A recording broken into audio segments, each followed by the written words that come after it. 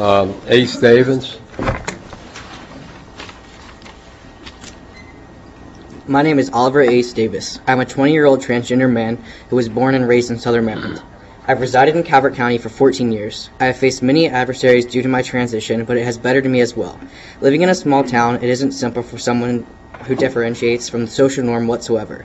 I have my family and friends for standing behind me through all the things I have faced to thank. My mom has been an incredible woman who has learned to accept people as they are and recognize that we all deserve safety and equal rights. I hope that you too will realize this. I attended Calvert High School in Prince Frederick, Maryland, where I graduated in 2010. I began socially transitioning as a freshman at 14 and medically so as a senior at 18.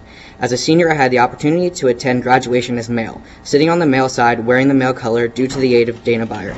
I sent a request into the Calvert County Board of Education where they were able to decide whether this was to happen or not. Dana also sent in an email to the superintendent, Jack Smith, who decided I would be allowed to do so. This was a huge victory and a huge step in such a small town.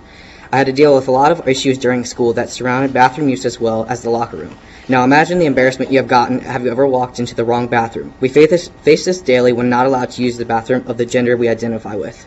People stare, say rude things, and even go as far to state that you are in the wrong bathroom. This becomes uncomfortable for all and potentially dangerous for the trans person.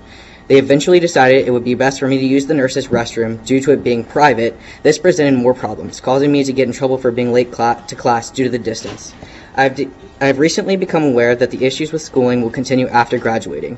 I went to obtain my transcripts as well as my diploma with my new name on them, where I was denied the ability to change my name on my transcripts. The claim that it is illegal to place a name on the transcripts that is not on the name you took the class under.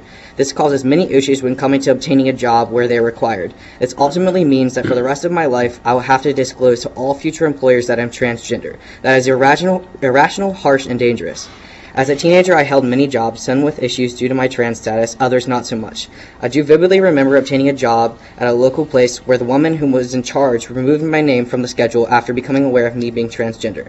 This is both ignorant and entirely unacceptable to do to someone. It is illogical and irrational to let someone go due to their gender identity.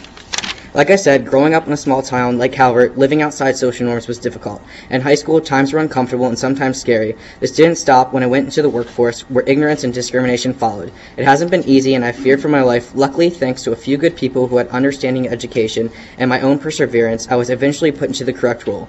I must continue to push for the respect in all aspects of my adult life. I hope to see this road become easier for those who must take this path in the future. They too will need help of a good few people, and I hope you can be those people.